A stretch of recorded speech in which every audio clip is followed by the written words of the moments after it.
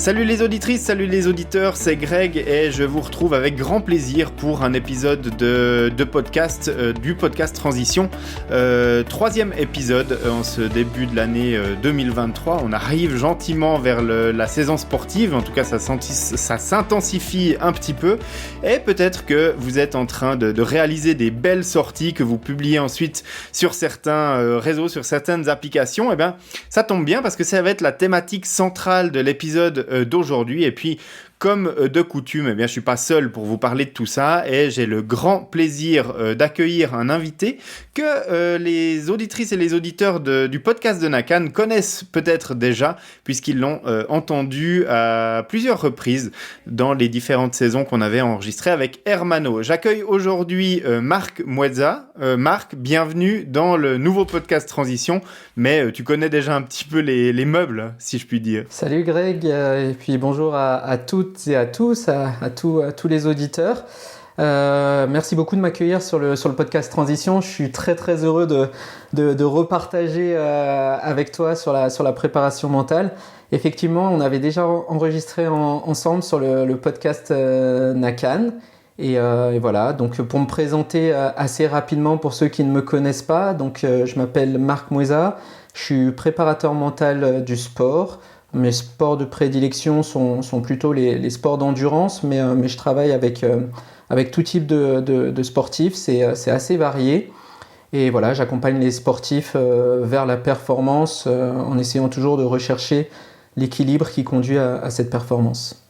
Très bien, en tout cas, merci Marc d'avoir répondu favorablement à mon invitation pour venir parler de quelque chose que les auditrices et les auditeurs vont peut-être un petit peu mal à l'aise, suivant ce qu'on va raconter, parce qu'il y en a beaucoup qui vont se reconnaître dans certains, entre guillemets, clichés qu'on va exposer aujourd'hui, puisque on va parler d'une thématique aujourd'hui qui est assez centrale pour les sportives et les sportifs connectés. C'est les applications dans lesquelles on publie, on partage ces réseaux sociaux en fait du sport. Et puis pour ne pas la citer, parce que quand même il y a un mastodonte au milieu de tout ça qui s'appelle Strava. Et donc du coup un petit peu les dérives ou en tout cas certaines appréhensions qu'on peut avoir par rapport à l'utilisation de ces plateformes.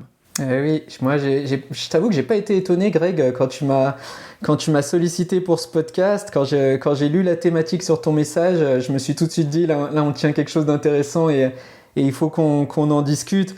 Je rigole souvent, pas plus tard qu'il y a un mois, je rigolais avec des amis sur le t-shirt que tout le monde connaît, si ce n'est pas sur Strava. Je sais plus exactement quel est l'intitulé, mais grosso modo c'est si ce n'est pas sur Strava, ça n'a pas existé. Et effectivement, c'est intéressant d'approfondir un peu et de comprendre qu'est-ce qui se passe et en quoi ça peut conduire vers la performance ou au contraire nous amener dans des travers qui peuvent nuire à la performance. Ouais, alors effectivement, moi quand je t'ai contacté pour le sujet de l'épisode, je t'ai parlé d'une anecdote en particulier. On y reviendra peut-être plus tard en détail dans l'épisode, mais moi ce qui m'avait interloqué, et depuis ce moment-là, j'avais très envie d'enregistrer un épisode de podcast avec un spécialiste comme toi sur cette question, c'est que pendant la crise Covid en 2020, on se souvient que Garmin avait eu des gros soucis au niveau de son infrastructure informatique. Et puis pendant plusieurs jours, même un peu plus d'une semaine, c'était impossible de synchroniser sa montre avec Garmin Connect. Et donc du coup, la synchronisation automatique vers Strava ne fonctionnait plus non plus. Et j'ai reçu des témoignages de certains lecteurs du site, ou en tout cas de personnes sur les réseaux sociaux qui disaient « Si je peux pas synchroniser mon activité sur Strava, à quoi bon aller m'entraîner ?» Et là, j'ai vraiment commencé à m'interroger sur ce type d'affirmation. Parce que, voilà, moi, si je peux pas publier une activité sur Strava, tant pis, mais je vais quand même m'entraîner. Et donc, du coup, voilà, je me posais la question. Et c'est depuis là que j'avais envie de traiter cette thématique. Et donc, voilà, on va pouvoir en discuter un petit peu aujourd'hui.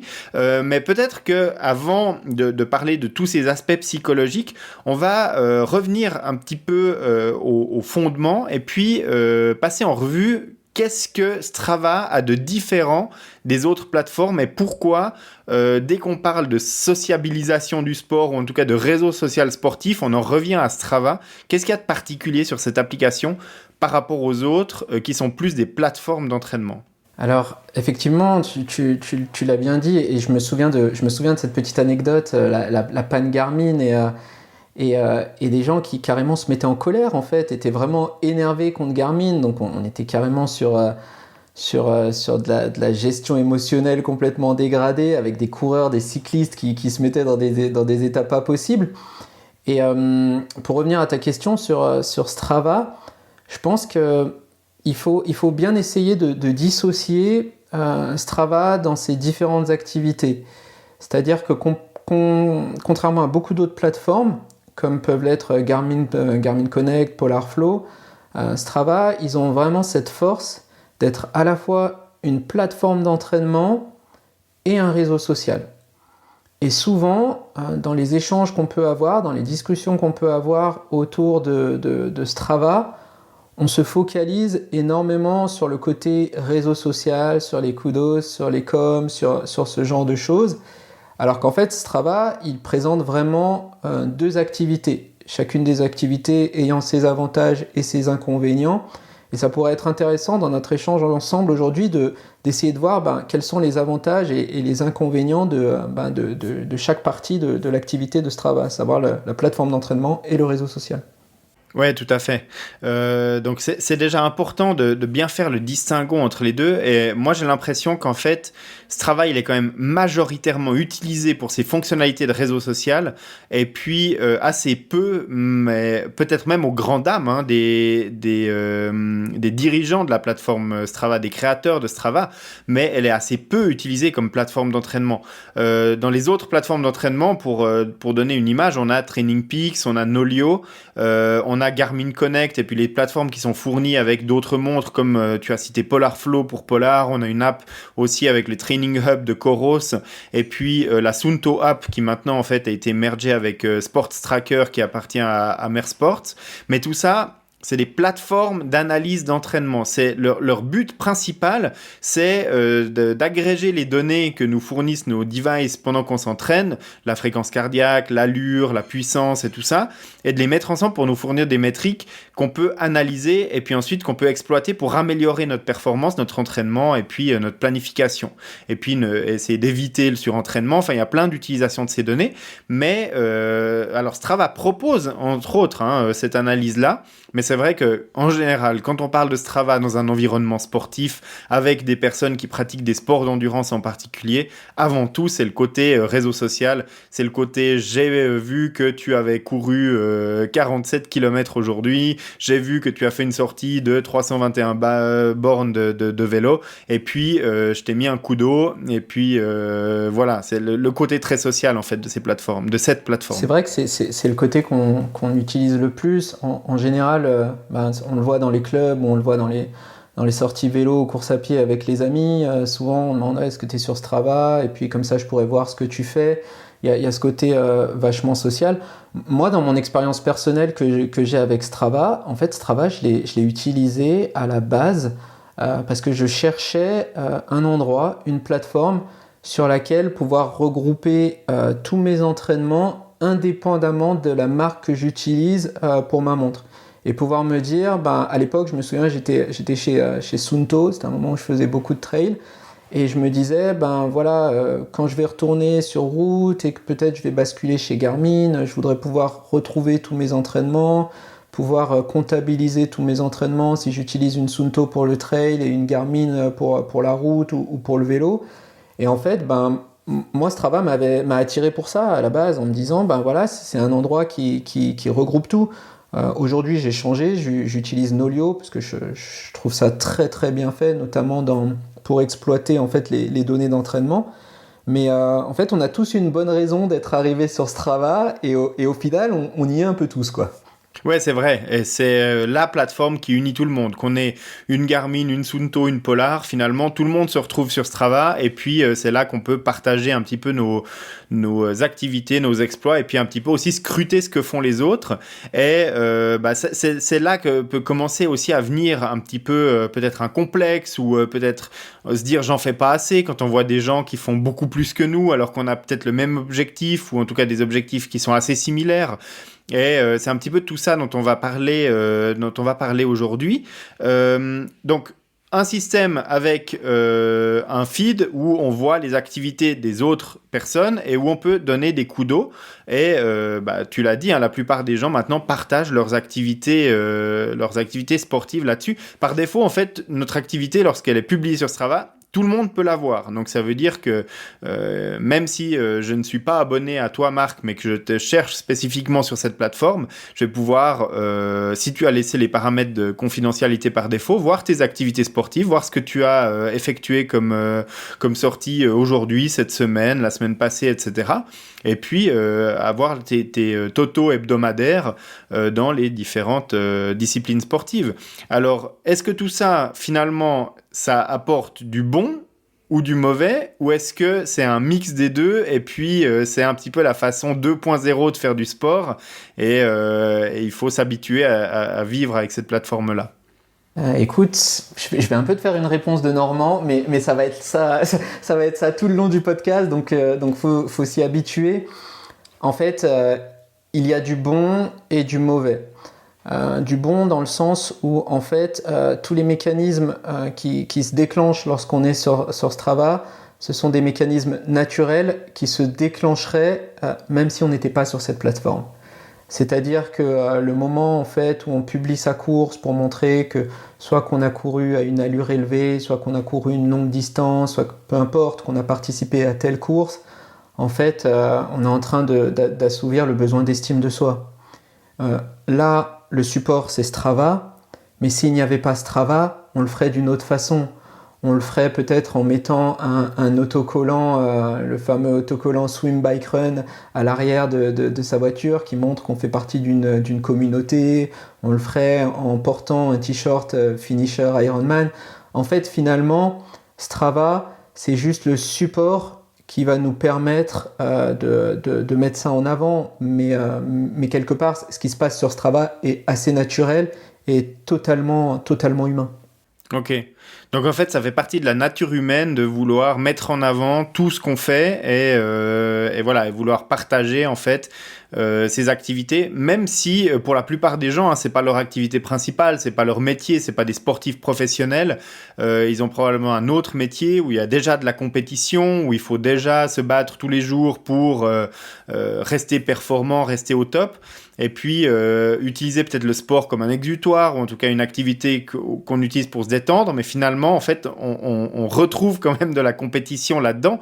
Et tu vois, pour moi en fait la compétition, c'est le jour de la course. Par contre, tout le cheminement qui est de créer l'entraînement, je le fais pour être performant le jour de la course, mais je le fais pas en fait une compétition. Je ne fais pas de ma préparation à cette compétition une compétition en elle-même. Oui, je vois tout à fait ce que tu veux dire et c'est assez sain et c'est assez structuré comme raisonnement de se dire voilà quel est mon objectif, voilà le chemin pour atteindre cet objectif de résultat, et on va bien spécifier objectif de résultat qui est de terminer la course, peut-être dans un temps donné, ou si c'est un Ironman ou autre, peut-être simplement d'être finisher. Et en fait, derrière, comme on le dit souvent, il y a tout le chemin qui mène à cette compétition, et il faut arriver à prendre du plaisir dans le chemin.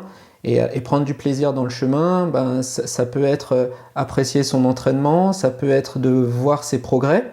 Et voir ses progrès, c'est ce que permet tout simplement une plateforme d'entraînement, en fait, où on voit les courbes progresser. On voit que sur une même distance, à un même rythme cardiaque, on va un peu plus vite, donc on sent qu'on progresse, et ça, c'est aussi à ça que servent tous les chiffres.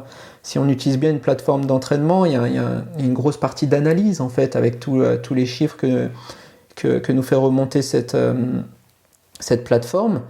Et puis il y a aussi en fait le fait de se sentir soutenu dans le projet qu'on a, le fait de se sentir soutenu dans le chemin, et ça passe par les coups d'eau, ça passe par le fait que des gens nous laissent un petit commentaire en nous disant félicitations, continue.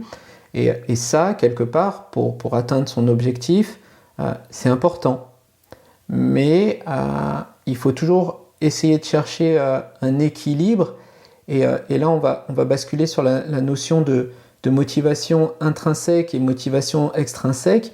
Il faut toujours essayer de trouver un équilibre entre je parcours le chemin parce que je prends du plaisir dans le chemin que je parcours et je prends du plaisir à me voir arriver vers mon objectif de résultat.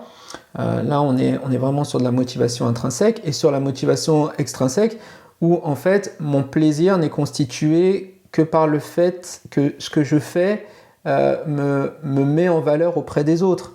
Je reçois un coup d'eau, donc voilà, où je fais partie de telle communauté. Et en fait, il y a toujours cet équilibre à trouver, et il est d'autant plus dur à trouver qu'il est différent chez tout le monde. C'est-à-dire que peut-être que chez Grégory, il faut 70% de motivation intrinsèque et 30% de motivation extrinsèque pour avoir une motivation qui dure tout le long du chemin.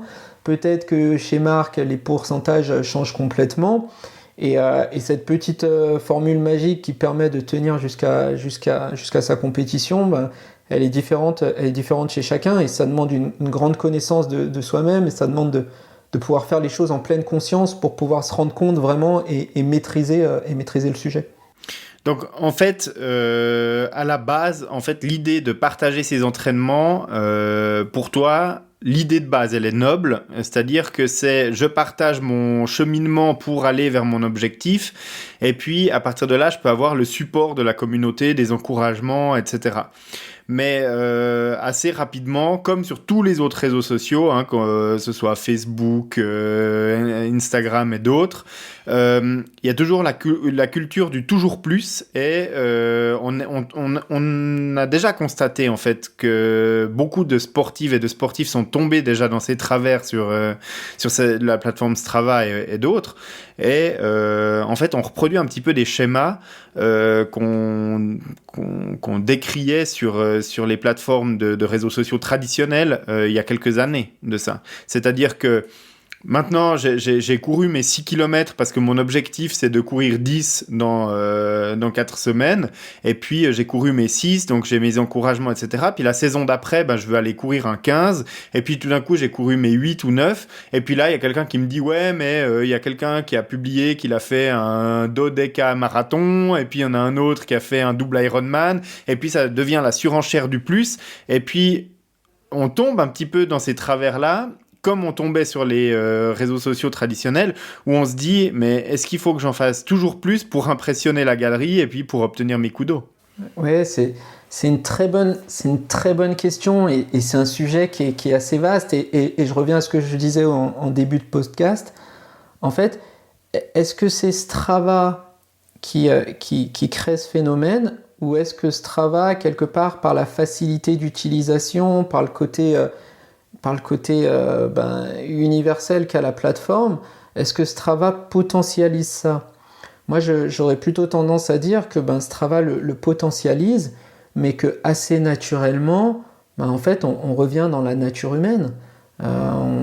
Tous ceux qui ont un peu pratiqué le trail s'en rendent compte. En fait, on va commencer en se disant, hop, je vais faire un petit trail. On commence, c'est de la course nature, ça fait 12 km. On se rend compte qu'on prend beaucoup de plaisir en nature, parce que le moteur principal, c'est le plaisir. On se rend compte qu'on prend beaucoup de plaisir en nature. On se détache un peu de la notion de résultat en termes chronométriques. Et c'est ça, je pense, qui plaît en premier lieu aux gens qui font du trail, c'est qu'ils se détachent complètement du chrono qu'on peut avoir sur route.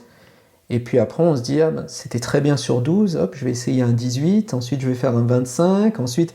Et puis voilà, et puis on finit à faire des 70-80 km, on va chercher ses limites. Donc ça, c'est la nature humaine.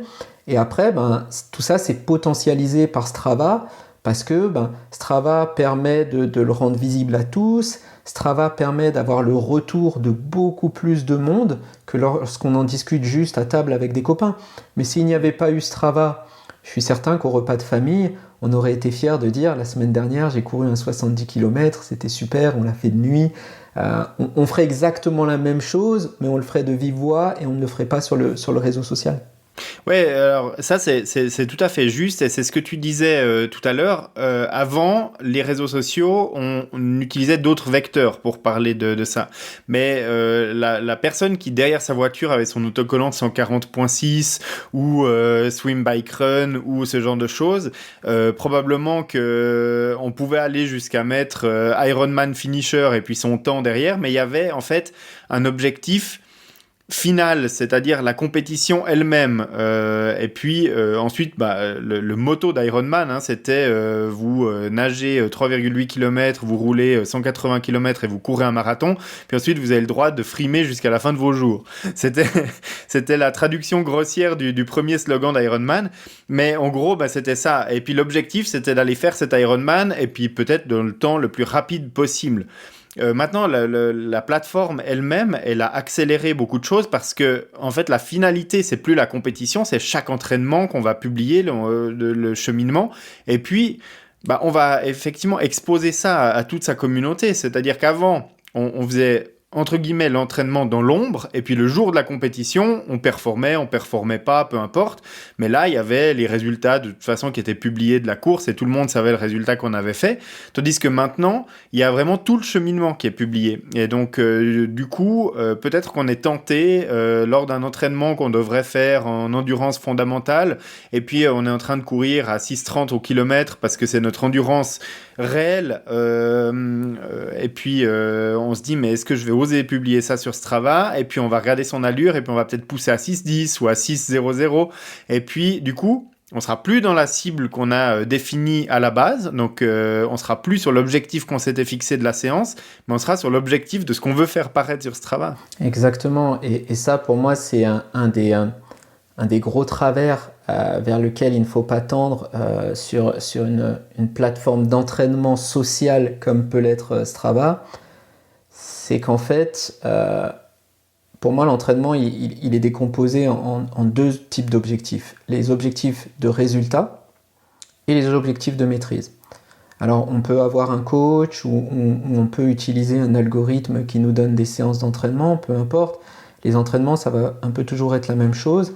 Il y a un objectif de résultat qui va être, par exemple, il faut courir 1 heure en endurance fondamentale. Et là où Strava peut vite devenir une dérive, c'est que pendant ces 1 heure qu'on doit faire en endurance fondamentale, si au bout de 25 minutes, notre montre sonne pour nous dire là, il y a un segment Strava et la semaine dernière, il y a Eric qui t'a pris le com et qu'on se met à courir en allure VMA pour essayer de reprendre le com sur Eric qui nous a battu la semaine dernière, et en fait, on sort tout à fait d'un autre objectif qui est l'objectif de maîtrise. En fait, on sort de la cible que nous a donné le coach, et donc après la question à se poser c'est si je ne respecte pas l'objectif de maîtrise, est-ce que ma séance est réussie ou pas? C'est-à-dire qu'on peut avoir par exemple, si on se base sur un résultat chronométrique sur une certaine distance, on peut avoir une séance où le résultat est bon, mais l'objectif de maîtrise n'est pas atteint. Et pour réussir dans le long terme, il faut cocher ses objectifs de maîtrise. Et c'est en ça que Strava peut vite devenir une dérive. Et tu parlais tout à l'heure des coureurs qui ne couraient pas à la bonne allure. Là aussi, il y a une dérive, parce qu'on se rend bien compte quand on pratique des sports d'endurance qu'il faut avoir une bonne connaissance de soi et une bonne connaissance de ses capacités. Et il faut être aligné avec ses capacités. C'est-à-dire que si notre allure d'endurance fondamentale c'est 5-10 au kilo, c'est 5-10 au kilo. Et en fait, au moment où sur Strava, on va mettre footing en endurance avec une allure à 4,30, en plus de mentir aux autres, en fait, on fausse le rapport qu'on a avec soi-même. En fait, on se ment à soi-même. Et quelque part, on arrive presque à se convaincre que 4,30 c'est vraiment notre vitesse en endurance fondamentale, et puis le jour de la course, la réalité elle nous rattrape très très très vite. Ah oui, là c'est plus possible de mentir en fait, ouais, c'est ça. Mais par contre, on en voit quand même beaucoup, enfin moi j'en vois quand même beaucoup dans mon feed, des personnes qui prétendent avoir des endurances fondamentales qui sont largement plus élevées que potentiellement ce qu'elles sont en réel. Et puis l'autre chose que je constate dans mon feed, et à chaque fois je me pose la question, c'est est-ce que cette personne aurait fait cette séance d'entraînement si elle ne l'avait pas publiée sur Strava par la suite? Je vais te donner un exemple. J'ai un équipier de club il y a quelques jours qui publie une sortie de footing de 42 km. Et puis voilà, en endurance, probablement en endurance assez faible, mais 42 km, alors qu'il n'y a pas d'objectif de longue distance dans un avenir proche, ou en tout cas qui, d'un point de vue purement entraînement, justifierait ce type d'entraînement. Est-ce que ça peut aussi amener ce genre de choses, de savoir qu'on va publier sa sortie, de vouloir impressionner la galerie, de vouloir épater la galerie en faisant des sorties parce qu'on a besoin d'avoir des coms ou des commentaires? Clairement, ça peut entraîner ça. Et juste après, je viendrai sur une notion qui peut un peu expliquer ce qui se passe quand ton coéquipier fait ça. Mais ça me rappelle une dérive que j'ai eue où mon coach me disait, bon, ben, tu pars sur un footing souple, 1 heure. Et puis, en arrivant, on regarde sa montre et puis on voit qu'on est à 11 km 80 et je me mettais à tourner autour de la maison pour arriver à 12 parce que j'avais envie sur Strava de voir le 12. Enfin, ça conduit à des choses qui sont, quand on prend un peu de recul, en fait, ça conduit à des choses qui sont assez surréalistes. Et ça, en fait, ça vient tout simplement des hormones qui sont produites.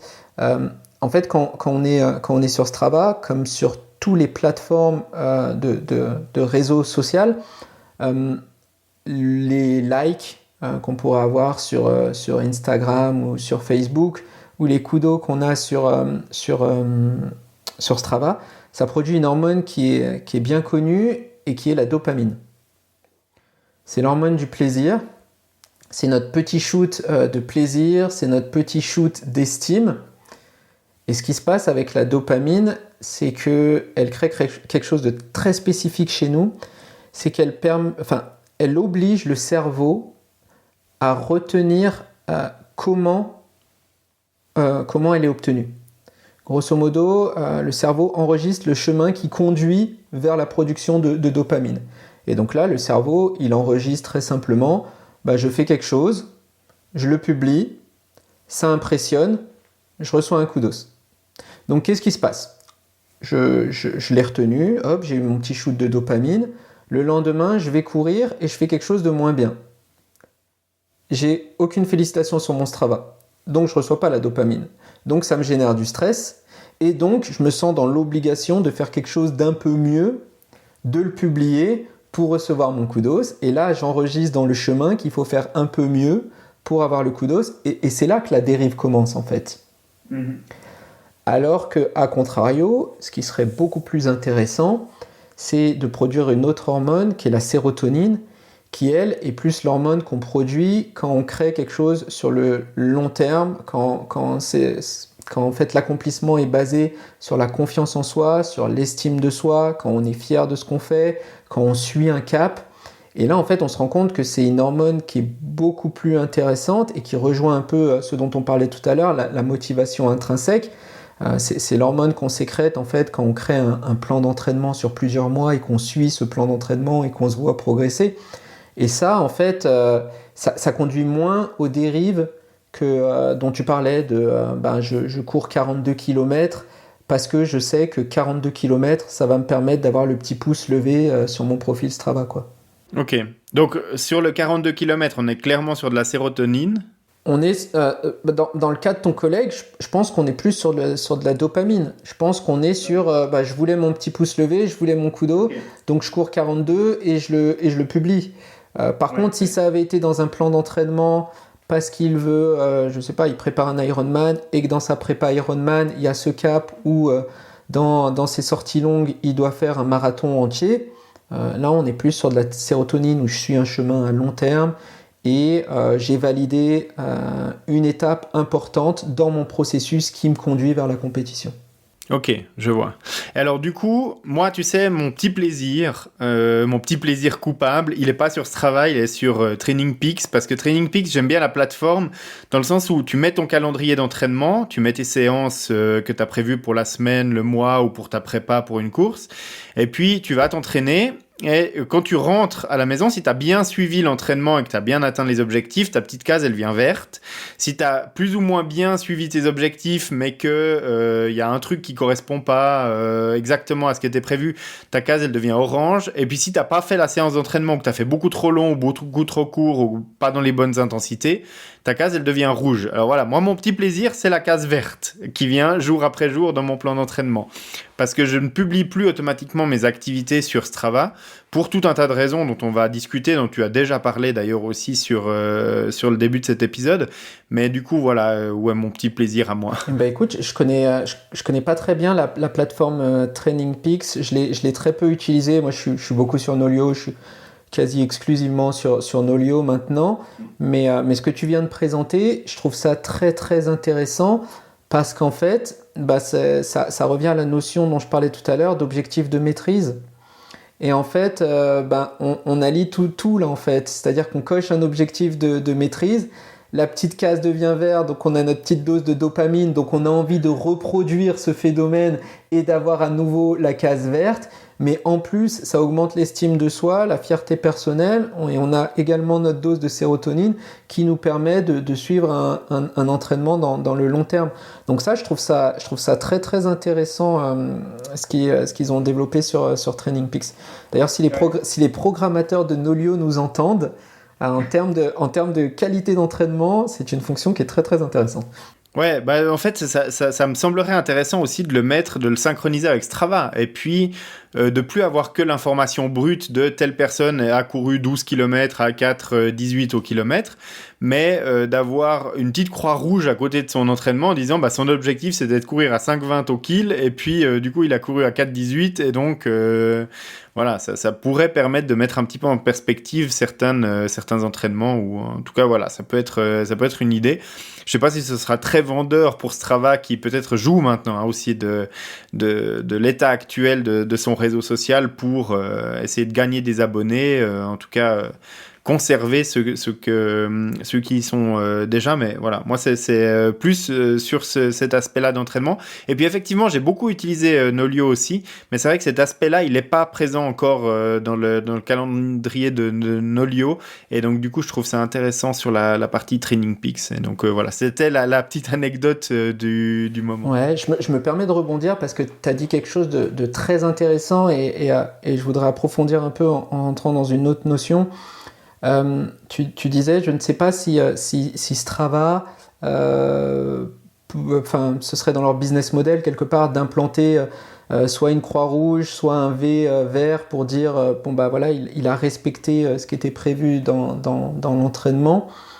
En fait, Strava, contrairement à Nolio, on sent que dans leur façon de développer la plateforme, dans les relations qu'ils entretiennent avec les sportifs, on sent que c'est très orienté performance sportive. Alors que Strava, dans leur approche, dans leur business model, on sent que c'est très orienté sur ce côté j'envoie le shoot de dopamine, je suis un réseau social et je peux te proposer un peu plus, mais c'est payant, et du coup tu pourras avoir ta dopamine plus tes datas en même temps. Et là je viens sur la notion un peu intéressante, c'est que le cerveau est extrêmement fainéant. Le cerveau est fainéant. Et c'est-à-dire que le cerveau, il va toujours essayer d'aller au plus simple. Et c'est pour ça que moi, je demande toujours aux sportifs, quand je les coach en prépa mentale, de chercher à toujours être proactifs, de chercher à cocher leurs objectifs de maîtrise. Parce qu'en fait, assez naturellement, si on se laisse aller, le cerveau, il va dériver et il va aller vers ce qui est le plus simple pour lui. Et Strava, je pense, dans leur approche commerciale, dans leur business model, en fait, c'est plus simple pour eux d'appuyer leur business model sur la dopamine, sur le côté social, sur le kudos, parce qu'en fait, ça, c'est notre côté le plus fainéant, plutôt que d'aller challenger les gens, comme pourrait le faire Nolio, sur quelque chose qui penche vers la performance et qui demande d'être en pleine conscience sur son entraînement, de vraiment se challenger. Parce qu'en fait, je pense que Strava, s'ils essayent de demander aux gens de vraiment se challenger, ils vont les perdre. Parce que moi, ça, c'est possible, ouais. Si on me demande de choisir pour me challenger vraiment et être dans la performance, si on me demande de choisir entre Strava et Nolio, je réfléchis pas une seule seconde. Je vais vers Nolio. Et je pense qu'ils le savent bien. Parce qu'on le disait en toute introduction de l'épisode que Strava, c'est une plateforme à la fois qui est très sociale, mais aussi une partie d'analyse d'entraînement. Mais comme tu le disais, toutes les nouveautés qui sont apportées à la plateforme depuis plusieurs années maintenant, c'est pas des nouvelles fonctionnalités d'analyse de la performance. Je veux dire, chez Strava, la dernière grosse innovation en termes d'analyse de performance, je pense que c'était la VAP qui est apparue il y a maintenant plusieurs années. Et depuis, tout ce qui a ajouté, c'est des nouveaux challenges, c'est des nouveaux regroupements avec des challenges communs, c'est des classements, c'est des live segments sur la montre si tu as payé la subscription premium, etc. Donc voilà, tout ça, c'est exactement ce que tu dis, c'est de mettre en compétition les gens, de leur offrir vite de la petite dopamine, ou en tout cas, essayer ça quand... tu es sur ton vélo en train d'essayer de tenir tes 210 watts parce que c'est ton allure fondamentale que t'as recommandé ton coach pour les 35 premières minutes de ton entraînement et que tu arrives dans un segment puis que tu vois améliorer de 8 secondes votre dernière performance pour battre XY, eh ben, tu vas avoir énormément envie d'y aller et de lâcher ton fil d'entraînement pour aller chercher cette performance-là. Et donc ça fonctionne du tonnerre et ils le savent très bien. Et voilà, donc c'est leur business model aujourd'hui. Exactement. Et chaque marque a son business model. Pour jeter la pierre sur une autre marque et ne pas trop s'acharner sur Strava, parce qu'il y a quand même beaucoup de choses très positives sur Strava, je pense à Garmin. Moi, Garmin, j'en suis arrivé à un stade par rapport à cette marque où je me dis, en fait, ils fournissent de la data pour fournir de la data. Et en fait, au bout d'un moment, il y a tellement de chiffres que ça ne veut plus rien dire. Mais en fait, eux aussi, ils jouent sur un biais. En fait, l'homme a fondamentalement besoin d'avoir de l'information. Pourquoi ? Parce qu'en fait, aujourd'hui, on est ultra évolué, mais en fait, notre cerveau, il est toujours primitif. Et notre cerveau primitif, qu'est-ce qu'il nous dit ? Il nous dit, en fait, pour survivre, j'ai pas besoin de beaucoup de choses. J'ai besoin de manger, de boire. J'ai besoin d'appartenir à un groupe, parce qu'en fait, le fait d'appartenir à un groupe, c'est ce qui conditionne ma survie. Et j'ai besoin d'avoir énormément d'informations. Des informations sur moi, des informations sur mon environnement. Et en fait, Garmin, il joue là-dessus. On ne sait pas du tout pourquoi ça nous plaît, mais ça nous plaît d'avoir énormément d'informations. On a toujours l'impression qu'on va les analyser, qu'on va en faire quelque chose. Au final, on se sert de pas grand-chose, mais ça nous plaît de les avoir. Et ça, c'est un biais tout autant que le kudo de Strava, finalement. C'est exactement la même chose qui est utilisée par Garmin. Ouais, alors ça, tu as tout à fait raison. Et Garmin, c'est clairement leur modèle. Quand tu vas courir, je sais plus, j'avais compté le nombre de données différentes que tu obtiens avec ta montre sans aucun accessoire supplémentaire. C'est de la folie furieuse le nombre de données que tu vas obtenir. Et puis, de ces données, il y en a peut-être 4 ou 5 qui te seront réellement utiles, pertinentes pour analyser ton entraînement et faire mieux par la suite pour planifier la suite de ton plan. Et le reste, tu vas probablement jamais rien en faire, mais comme tu le dis, au moment où un nouveau modèle sort et puis qu'on te dit, tu as l'entrée de gamme qui fait telle ou telle fonction, et puis tu as le modèle haut de gamme qui va faire beaucoup plus de métriques et d'analyses et de mesures, eh ben, la moitié des gens va dire, mais moi, il me faut ça parce qu'un jour, je vais vouloir m'améliorer de mon ratio d'oscillation verticale par rapport à mon nombre de pas par minute. Et puis, en fait, quand ils courent, jamais ils utilisent ces données pour changer quoi que ce soit à leur foulée, mais la donnée, elle est là à la fin de leur entraînement. Mais c'était pas tout à fait le sujet le sujet du jour. Je pense qu'on pourra enregistrer un autre épisode sur les données que fournit Garmin, et ce sera aussi très intéressant.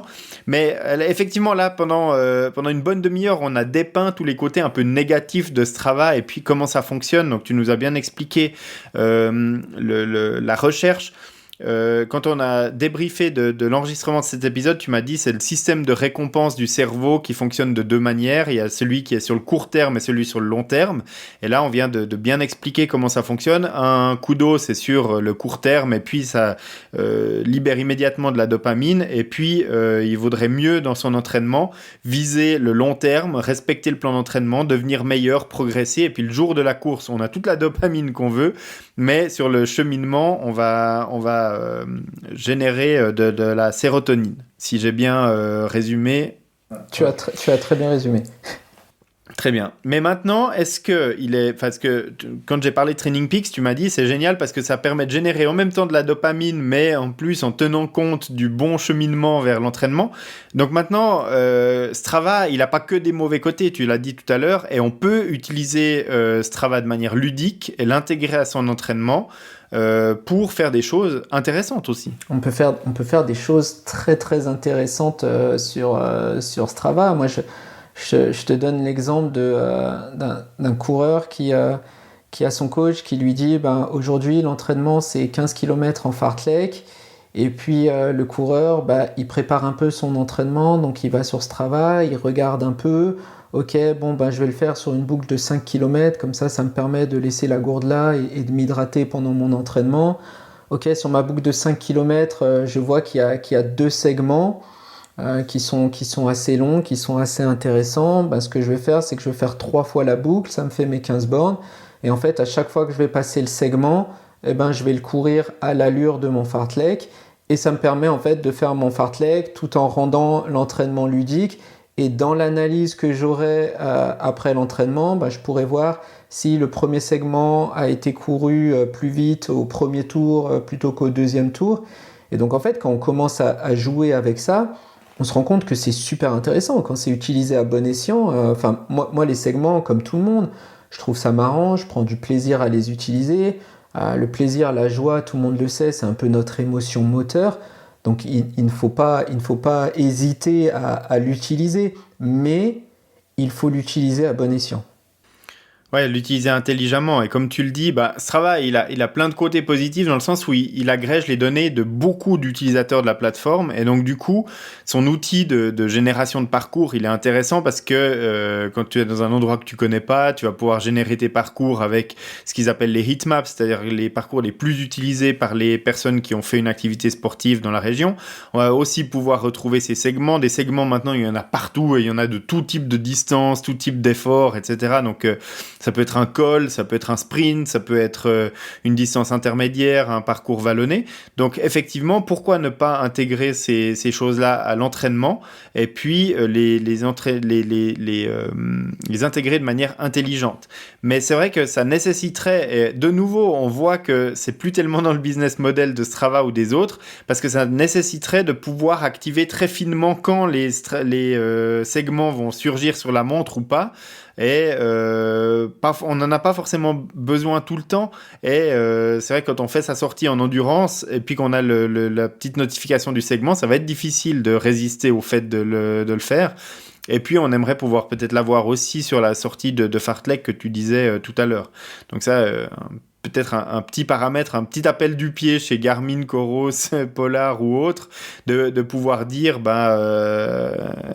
au lancement de son activité, de ne pas aller dans les fonds des menus, mais au moment où on lance l'activité, de pouvoir activer ou non les segments. Oui, bien sûr. Et en pouvant faire ça, on pourrait faire des choses très très intéressantes. On pourrait se challenger pendant les sorties. Moi, je pense que Strava, en fait, ça pourrait vraiment être utilisé pour se challenger sur par exemple de la gestion du stress.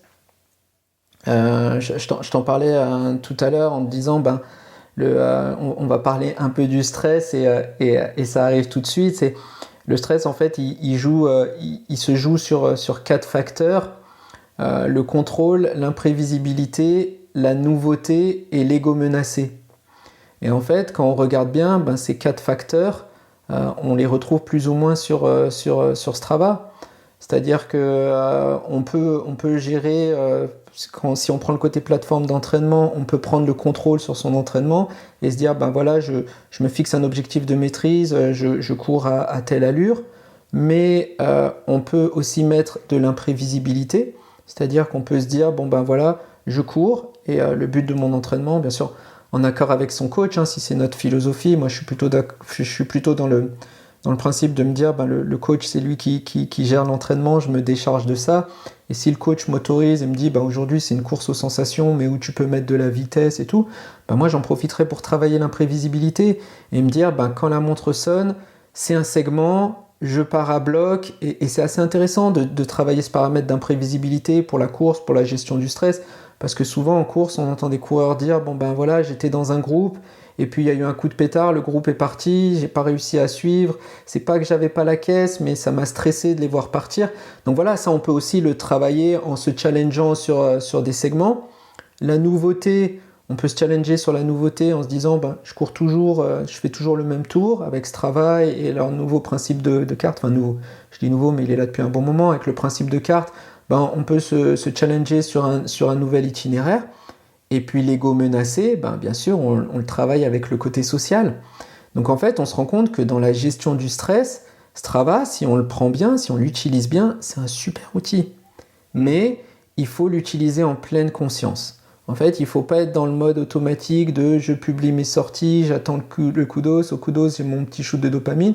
Il faut se dire qu'est-ce que je cherche à faire en fait, qu'est-ce que j'attends de la plateforme, où est-ce que je veux m'améliorer. La dernière course, il y a un groupe qui est parti, j'ai pas réussi à suivre, alors que j'avais les jambes, j'ai stressé. Ok, je vais m'entraîner là-dessus.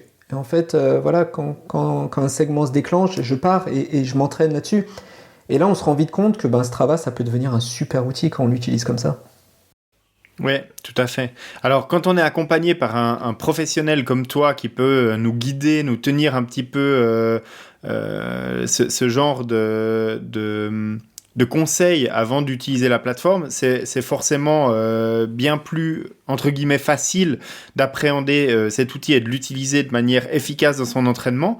Maintenant, c'est vrai que quand même pour beaucoup de personnes, il peut y avoir un effet un petit peu de démoralisation si on suit un feed avec des gens qui sont très performants et qui s'entraînent énormément, de se dire tiens, j'ai le même objectif que telle personne, mais il a couru 4 fois cette semaine à des intensités, enfin des allures qui sont très élevées. Moi, je vais avoir l'air ridicule sur ma compétition parce que ma dernière sortie, elle était plus courte, elle était moins rapide, etc. Comment est-ce qu'on peut se détacher de ça tout en restant sur la plateforme? Et quel conseil tu donnerais si tu avais un de tes athlètes que tu accompagnes qui avait ce genre de réflexion? Moi, tout simplement, en fait, c'est le travail de base et je pense qu'il y a certaines personnes que j'ai coachées qui écoutent le podcast. Je le sais parce qu'elles me disent souvent qu'elles écoutent tes podcasts et elles pourront le confirmer. Le travail de base, en fait, c'est le travail sur ses qualités, ses valeurs et ses talents. Et en fait, on se rend vite compte que quand on est aligné avec ça, notamment lorsqu'on est aligné avec ses valeurs, et quand on arrive à déterminer le sens que l'on donne à son sport, très vite en fait on s'éloigne de tout ça. Très vite on s'éloigne de tout ça parce que vu qu'on connaît le sens que l'on donne à son sport, et tout ce qui passe à côté en fait prend moins de sens pour nous.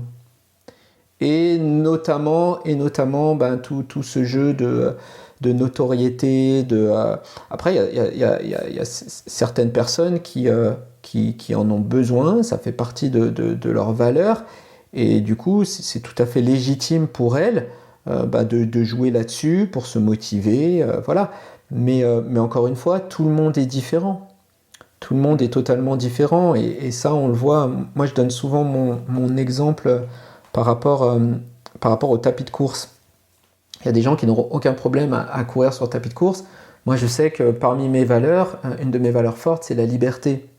Et quand je cours sur tapis, malgré le fait que j'adore la performance et que quand je cours sur tapis, je sais que ça me conduit vers la performance parce que je ne fais pas sauter l'entraînement alors qu'il y a de la neige dehors ou autre, en fait, si je le fais trop souvent, je me dégoûte de la course à pied. Et en fait, je me dégoûte de la course à pied parce qu'en fait, ça va à l'encontre de ma valeur liberté. Mmh. Et du coup, je dirais qu'en fait, le vrai travail à faire pour bien maîtriser cette plateforme, notamment, puisqu'on parle de Strava, c'est de toujours l'utiliser en étant aligné avec soi-même, en étant aligné avec ses qualités, avec ses valeurs, avec ses talents. Et quand on est aligné avec ça, on ne ressent plus le besoin de mentir en disant qu'on est en endurance fondamentale à 4-10. On ne ressent plus le besoin de faire ça, en fait. Ouais, alors effectivement, c'est intéressant et je pense que c'est effectivement un point positif d'avoir quelqu'un comme toi qui nous recentre peut-être un petit peu sur les raisons fondamentales pour lesquelles on a décidé de faire du sport, on a décidé de s'engager vers tel ou tel objectif, et puis de mettre un petit peu en perspective tout ça par rapport à la plateforme Strava en particulier, mais il y en a d'autres. Autre question, pour revenir à mon introduction, en fait, donc en 2020, Garmin indisponible, les propriétaires de montres Garmin qui m'écrivent que elles font sauter l'entraînement du jour parce que probablement que la montre va pas se synchroniser, donc du coup la sortie sera pas sur Strava. Ton avis personnel là-dessus, est-ce que y a des personnes aujourd'hui qui font du sport plus pour les autres que pour elles-mêmes, ou est-ce que c'est devenu un biais tel de vouloir avoir son activité sur Strava qu'on se dit bah je vais pas sortir mes 15 bornes aujourd'hui à 4 kills parce que je vais les garder pour demain, parce que demain je suis sûr de pouvoir la mettre sur la plateforme. Réponse de Normand, encore une fois, je dirais qu'on trouve un peu de tout dans la communauté des coureurs et des cyclistes, comme dans toutes les communautés d'ailleurs. Je pense quand même que la majorité des pratiquants en sport d'endurance ne sont pas dans ce travers-là. Maintenant, je pense que effectivement, si on posait la question à 100 coureurs ou à 100 cyclistes et que les 100 nous répondaient honnêtement et qu'on leur disait tu peux faire l'entraînement aujourd'hui et il n'est pas publié sur Strava, ou le repousser à demain alors qu'il est programmé aujourd'hui pour pouvoir l'avoir sur Strava, je pense que plus de 50% le repousseraient au lendemain. Plus de 50% le repousseraient au lendemain si justement ils sont dans cette dynamique de dopamine, de j'ai mon shoot parce que les gens me mettent un coup d'eau. Par contre, si on part sur un sportif qui recherche vraiment la performance, qui donne un sens à sa pratique, qui a une compétition qui est importante pour lui, et que l'entraînement est programmé au mercredi, puisqu'on enregistre un mercredi, lui, il te répondra, et ça j'en suis quasiment sûr, il te répondra non, je le fais aujourd'hui. Et encore une fois, on revient sur les paramètres du stress. En fait, il le fera aujourd'hui parce que c'est programmé aujourd'hui, que ça lui permet de garder le contrôle, que si d'un seul coup tu lui mets à demain, ça lui met de l'imprévisibilité, parce que c'est la première fois que tu lui demandes, donc c'est nouveau pour lui, et qu'en fait, il est à l'aise avec son ego, et que du coup, son ego n'est pas menacé si l'entraînement ne se retrouve pas sur Strava. Donc en fait, ça ne lui génère pas du stress, et donc du coup, bah, il reste dans son plan d'entraînement. Donc en fait, ça va vraiment dépendre de la philosophie de pratiquant que tu as en face de toi. Si tu as quelqu'un qui est j'allais utiliser le terme engagé, mais c'est pas le bon terme. Si c'est quelqu'un qui pratique son sport en pleine conscience, qui sait pourquoi il le fait et vers quoi il veut aller, je pense que le fait de ne pas trouver son entraînement sur Strava, ça aura un impact assez faible chez lui. Donc encore une fois, bah, tu nous redis un peu la même chose, c'est-à-dire de prendre du recul par rapport à la plateforme, et puis voilà, de savoir pourquoi on l'utilise et quel est notre objectif et notre raison fondamentale de faire du sport, et puis ça nous détache un petit peu aussi de ce besoin qu'on peut ressentir comme impérieux de publier des choses qui sont peut-être pas le reflet exact de ce qu'on est en tant que sportif ou sportif. Bien sûr, et au-delà d'avoir le besoin de publier les choses, le réel besoin qui se cache derrière ça, c'est le besoin de recevoir l'approbation des autres. C'est vraiment, en fait, on publie pour le coup d'eau. On publie pas pour publier, on publie pour le coup d'eau. Pour exister au sein d'une communauté, en fait. Voilà, d'avoir une place dans cette tribu. Exactement. Et si je devais donner un conseil, en fait, c'est vraiment quelque chose qu'on entend beaucoup en médecine, mais c'est également très vrai en préparation mentale. Moi, je le dis souvent aux coureurs. Certains coureurs me disent ouais, moi j'ai beaucoup d'ego, c'est vrai que j'aime bien entendre les autres me dire certaines choses, si ça. Est-ce que c'est bien, est-ce que c'est pas bien? Souvent, moi, ce que je dis, c'est en fait, rien n'est bon, rien n'est mauvais, mais c'est souvent la dose qui va faire le poison. Ouais. Et en fait, la dose qui va faire le poison, elle est différente chez tout le monde. Il y a certaines personnes qui vont dire moi j'ai mon ego qui est très vite menacé, et donc du coup ces personnes-là, les réseaux sociaux, ce sera sans doute plus problématique pour elles. Il y a certaines personnes qui vont dire moi dès que je perds le contrôle, ça devient très compliqué pour moi. Là on se rend bien compte que partir sur un segment alors que le coach a prévu de l'endurance fondamentale, pour elle, ça va être compliqué. Donc en fait, encore une fois, il faut se connaître, il faut savoir comment on fonctionne pour pouvoir faire le bon dosage entre plateforme d'entraînement, plateforme sociale. Quelles sont les limites de la plateforme sociale? C'est-à-dire que j'utilise la plateforme sociale jusqu'au moment où elle me fait performer à mon maximum, et dès que le côté social de Strava devient néfaste, hop, je m'arrête, et le côté plateforme d'entraînement, je le pousse jusqu'au bout, et dès que ça devient néfaste, on parlait notamment de Garmin et de toutes les datas qu'elle procure, Strava en procure énormément aussi, faut les utiliser, et au moment où ça devient néfaste, où ça devient contre-productif, où le fait de voir plein de chiffres, ça commence à générer du stress, ok, faut se refocaliser et se dire, ok, de quoi j'ai vraiment besoin pour performer? Mon but, c'est de performer. De quoi j'ai vraiment besoin? Et là, on fixe sa limite sur la partie sociale, sa limite sur la partie plateforme d'entraînement, et on arrive à un espèce d'équilibre qui nous permet en fait de profiter de ces deux aspects de la plateforme. Ouais. Et puis je pense que c'est la même réponse que tu vas me donner encore une fois, mais je vais quand même te poser la question. On a parlé du côté négatif de regarder les activités des autres en se disant, en se sous-estimant peut-être, en se disant tiens, il a fait plus ou elle a fait plus ou plus vite ou mieux, etc.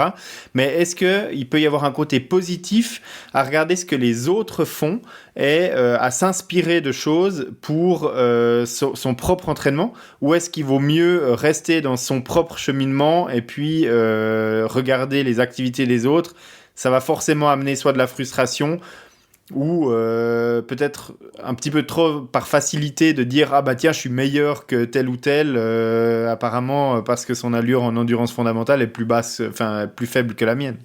Ouais, alors, faut prendre conscience quand même que beaucoup des choses que l'on voit sur les plateformes, et là je parle vraiment du côté réseau social de Strava, c'est un peu comme Instagram.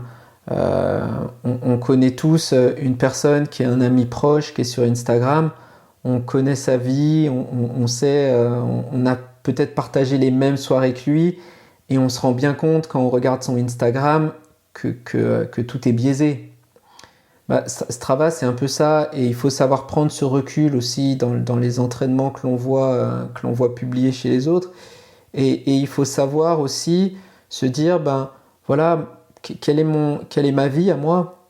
Quelle est ma vie à moi? Ma vie, ce n'est pas que la course à pied, hein. On est tous partagés en plusieurs domaines de vie, on a notre travail, on a notre relation, peut-être des enfants, la famille, les autres choses qui nous font grandir, parce qu'il y a des gens qui vont dire moi j'adore la course à pied, mais j'aime bien aussi le week-end aller jouer au golf. Donc déjà on se rend bien compte que ça fait sauter un entraînement pendant le week-end, et se dire si quelque part à 40 ans avec 2 enfants et un travail prenant, je me compare à un jeune de 21 ans qui fait un break dans ses études en termes de nombre d'entraînements et de volume kilométrique par semaine, on se rend bien compte que en fait, la comparaison ne vaut rien. Et pour autant, le fait que Strava nous propose cette comparaison, consciemment ou inconsciemment, on va la faire. Oui, bien sûr, parce que comme tu le disais sur Instagram, si on connaît très bien la personne qu'on suit, on va se dire tiens, c'est du chiquet et tout ça, mais par contre la plupart des personnes qu'on suit sur Instagram, on ne connaît pas leur vie réelle, on ne connaît pas leurs soucis, les engueulades de couple qu'il y a quand ils rentrent à la maison tard le soir, enfin voilà, tout ça on ne le voit pas, on voit que la belle vie dans les îles et tout ça, et forcément on va se comparer en disant tiens, moi le matin je dois me lever pour aller au boulot et je sirote pas des petits cocktails à noix de coco sous un cocotier, voilà, la moitié de mon année. Donc du coup, comme tu le dis, la plupart du temps, on n'a pas la réalité. Exactement. Et moi, à titre personnel, il m'est déjà arrivé de rencontrer des sportifs de haut niveau que je trouvais extrêmement inspirants sur les réseaux sociaux, et je me faisais une joie de les rencontrer. Et en fait, au moment où on les rencontre, on a une espèce de déception qui ne vient même pas d'eux, en fait, finalement, mais qui vient de l'image qu'on s'est fait d'eux. Et voilà, ça montre à quel point, en fait, on pousse le vice en nous de de se construire un espèce de modèle autour de ce qu'on regarde sur les réseaux sociaux qui ne correspond pas vraiment à ce qu'est la personne. Et c'est même pas de leur faute. Hein. Là, dans l'anecdote que je viens de raconter, je ne leur jette pas la pierre. Toute la faute est pour moi parce qu'en fait, je me suis construit quelque chose autour de leur image qui était complètement faux. Parce qu'au final, on ne les connaît pas. Mais le côté qui donne un petit peu d'espoir à tout ça, c'est que, en tout cas, j'ai l'impression qu'au niveau de la société, on est en train de se rendre compte de cette réalité et de plus le prendre en compte. Alors, je parle pas forcément de la jeune génération qui maintenant est sur TikTok et est très facilement de nouveau influençable, etc. Mais pour la génération qui a commencé à grandir avec ces réseaux sociaux au début, on était vraiment dans cette optique. Waouh, quelle vie incroyable. Et puis maintenant, on commence à prendre le recul quand même un petit peu de ce qui se passe. On consulte plus les réseaux sociaux aujourd'hui comme on les consultait il y a 6, 7 ans. Et possiblement que Strava va aussi trouver son rythme de croisière à ce niveau-là. Et puis peut-être qu'un jour, on retrouvera des vrais entraînements d'endurance fondamentale à 6 minutes 20 au kilomètre sur Strava. Et puis qu'on se dira, bah tiens, voilà, il republie la vraie vie parce qu'on savait très bien que c'était pas sa vraie vie avant. J'ai l'impression qu'on a déjà enclenché cette étape sur Strava. Et j'ai l'impression que ce dont on a beaucoup parlé sur l'endurance fondamentale, alors qu'on voit que les temps ne correspondent pas au temps d'endurance fondamentale, j'ai l'impression que c'était encore il y a 3 ans, 4 ans en arrière et qu'aujourd'hui, ça a tendance à disparaître. Voilà, après, Strava permet aussi de faire d'autres choses parce qu'ils l'ont bien compris et ils ne veulent pas que ça disparaisse. Avant, sur Strava, on ne pouvait pas cacher la fréquence cardiaque par entraînement. Maintenant, on peut le faire. Et du coup, le fait de cacher la fréquence cardiaque par entraînement, si avant quelqu'un nous disait je suis en allure footing et qu'on voyait le cœur battre à 180, on savait que c'était pas... Ah ouais, immédiatement, le mythe explosait, quoi. Alors qu'aujourd'hui, ils permettent de le cacher. Donc voilà, je pense aussi que les plateformes comprennent un peu ce changement-là dont on parle et qu'elles essayent de trouver des moyens pour faire durer la chose le plus longtemps possible. Et puis après, Strava, aujourd'hui, tout le monde ne jure que par eux. Comme il y a quelques années, tout le monde ne jurait que par Instagram. Et puis TikTok est arrivé. Et puis TikTok a tout perturbé. Et je pense que c'est ce qui arrivera à Strava dans le court ou moyen terme. Une autre plateforme va arriver avec d'autres biais cognitifs utilisés. Donc, étant donné que ce sera nouveau, on va retomber dedans jusqu'à ce qu'on comprenne et on va retrouver exactement le même process qu'avec Strava. Au début, tout le monde va aller dessus, on va se faire leurrer et puis au bout d'un moment, on va prendre conscience, on va revenir à une certaine forme de réalité et puis une nouvelle plateforme va arriver. Et je pense que c'est un peu comme ça que ça va se passer. Ouais, effectivement. On a déjà vu des tentatives, tu le disais, de Garmin, de Polar, de mettre un petit peu de côté réseau social dans leur plateforme, etc. Mais c'est vrai que c'est quand même un marché assez niche, le réseau social sportif, c'est avec Strava règne en maître là-dessus. C'est probablement difficile de venir concurrencer directement sur cette partie-là.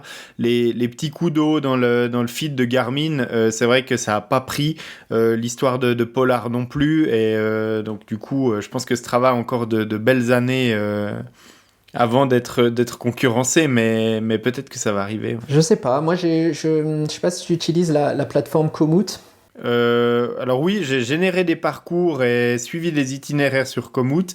C'est vrai que j'ai pas du tout utilisé la partie sociale ou partage de cette application. Moi je l'ai utilisé en même temps que je me suis mis au gravel en fait parce que sur Komoot, voilà, il y a des gens qui sont passionnés, il y a une communauté de gravel énorme. Et en fait, dans ma région, il y a des gens qui partageaient leur aventure en disant voilà, je suis parti en bikepacking sur plusieurs jours, en gravel. Et du coup, vraiment, on est limite sur un journal de voyage où ils partagent leur voyage, où on peut noter, ils partagent les photos. Et j'ai trouvé ça extrêmement bien fait. Et en fait, je me suis un peu laissé emporter par le côté social de Komoot. Donc, ça prouve bien qu'il y a des alternatives et que selon nos appétences, on peut potentiellement se laisser entraîner vers d'autres plateformes. Moi, Komoot m'a beaucoup plu pour ça. Ok. Bah, ce sera intéressant d'aller découvrir ça. C'est vrai que moi, j'ai passé assez peu de temps dans cette application, mais là, tu viens de me donner une raison de relancer l'appli très prochainement sur mon smartphone. Voilà. Par rapport à ces plateformes, à cette thématique très générale hein, du côté social, du partage de ces entraînements, etc., est-ce que tu as d'autres points que tu penses être intéressants à discuter dans cet épisode ? Bah écoute, je pense qu'on a un peu fait le tour. Vraiment, pour bien faire les choses, je dirais que quand on va sur Strava, et c'est un peu l'introduction qu'on a donnée à ce podcast, il faut bien différencier la partie plateforme d'entraînement de la partie réseau social. Et idéalement, sans vouloir faire de mauvaise pub à Strava, moi ce que j'invite les gens à faire, c'est d'utiliser deux plateformes. D'utiliser par exemple Nolio en se disant Nolio c'est ma partie purement entraînement et Strava c'est ma partie purement réseau social. Et en fait quand on a scindé, on fait le switch. Au moment où on lance son navigateur internet et qu'on ouvre Nolio, on est là pour l'entraînement. Au moment où on ouvre Strava, on est là pour la partie sociale. Et le fait de dissocier les deux, ça permet déjà assez instinctivement d'y voir plus clair. Et quand on regarde son entraînement, quand on se projette dans l'entraînement qu'on doit faire pour le lendemain, moi j'invite souvent les pratiquants à faire ça, à essayer de visualiser la veille leur entraînement, à essayer de se voir courir à la bonne allure, s'ils ont un certain nombre de séries à faire, de se visualiser en train de faire le nombre de séries, de bien connaître les séries. Et ça diminue le stress, encore une fois, contrôle, imprévisibilité, nouveauté, ego menacé. Le fait de bien avoir le contrôle sur sa séance, tout ça, ça aide énormément. En fait, quand on visualise sa séance, si on le fait sur un outil comme Nolio ou Garmin Connect, un outil qui est vraiment tourné entraînement, en fait, quand on va se projeter dans sa séance, on aura vraiment l'aspect performance, l'aspect maîtrise. Ok, je dois tenir dans telle plage. Alors que si on le fait sur Strava, on va commencer à regarder, ensuite on va se dire « Ah oui, il y a le collègue qui a fait ça, oh là là, il va vite !» Et puis tout de suite, ça nous détourne en fait de l'objectif de maîtrise qu'on doit mettre sur son entraînement. Donc vraiment dissocier les deux, se dire j'ai une plateforme qui est sociale, c'est Strava, j'ai une plateforme qui est purement pour l'entraînement, ça peut être Nolio, ça peut être Garmin Connect, ça peut être Polarflow, peu importe. Et en fait, garder l'entraînement avec l'entraînement et le côté social avec le côté social. Et puis savoir prendre le recul quand on est sur cette partie sociale, on a largement discuté dans cet épisode, savoir retenir le côté positif sans se laisser influencer négativement par ce qu'on peut y voir ou ce qu'on peut ne pas y voir peut-être aussi. Exactement. Et toujours se dire à un moment donné, ressentir quand la chose devient négative pour nous. Et se dire, là j'y vais peut-être un peu trop, je vais peut-être un peu diminuer. Encore une fois, ce que je disais tout à l'heure, c'est la dose qui fait le poison. Je pense que ça peut être très bénéfique, Strava, mais à partir du moment où on sent que Strava nous génère du stress, qu'on a un peu d'anxiété à regarder les autres qui s'entraînent beaucoup, alors que nous, on a dû faire sauter un entraînement pour une réunion, peut-être se dire, ok, là maintenant, il est temps que je diminue un peu, que je me concentre sur mon entraînement, et quand je sentirai que je serai prêt à nouveau à aller sur la plateforme, j'y retourne. Ce que les gens font d'ailleurs aujourd'hui assez naturellement avec Instagram ou je parle plus de Facebook parce que quasiment plus personne n'y va, mais avec Instagram en l'occurrence, assez naturellement, les gens ressentent le moment où il faut un peu faire une pause et se dire je vais me concentrer sur les choses importantes et puis j'y reviendrai en fait plus tard. Quoi. Ouais, c'est ça. Quand on analyse plus les zones de fréquence cardiaque des autres sur Strava que de sa propre zone de fréquence cardiaque sur ses propres entraînements, c'est probablement qu'on a atteint un seuil de saturation de la plateforme. Ouais, la balance n'est plus en équilibre. Quand on connaît mieux les datas de son collègue de club que les siennes, la balance est en équilibre. C'est ça, là, on est déjà un petit peu trop loin dans l'expérience sociale de Strava, exactement. Eh bien écoute Marc, je te remercie beaucoup d'avoir participé à cet épisode, c'était super intéressant toute cette discussion sur les réseaux sociaux. J'invite les auditrices et les auditeurs, s'ils ont des remarques, des commentaires, etc., eh bien, à les laisser sur les plateformes de diffusion du podcast. Et puis toi, on te retrouve, toi et donc ton site de coaching sur MRC Coaching, c'est juste? C'est ça, MRC-coaching sur mon site internet. Alors on me retrouvera sur les réseaux sociaux. Alors je ne publie pas, mais si vous m'envoyez un message, je les consulte assez régulièrement et je vous répondrai avec grand plaisir. Si vous avez des questions ou si vous voulez approfondir certains sujets ou avoir des conseils sur certains sujets qu'on a abordés pendant le podcast, ce sera vraiment avec un très grand plaisir. Très bien. Et puis, on te retrouve aussi en tant que podcasteur, puisque tu es l'animateur du podcast J'ai terminé au mental. Et tu as lancé une deuxième saison. Pour l'instant, je crois que tu as publié un seul épisode dans cette deuxième saison. Et tu le disais, tu ne te fixes pas d'objectif de publier un épisode tous les X temps, etc. C'est quand tu as un sujet intéressant, un athlète ou une athlète intéressant à interviewer, il y a un nouvel épisode qui sort du podcast. Exactement. En fait, en réalité, je pense que je me fixe un objectif et l'objectif que je me fixe, c'est de me faire plaisir avec ce podcast. Et donc, du coup, j'ai décidé de diminuer un peu le rythme et de me faire plus des épisodes plaisir où j'interviewe des sportifs.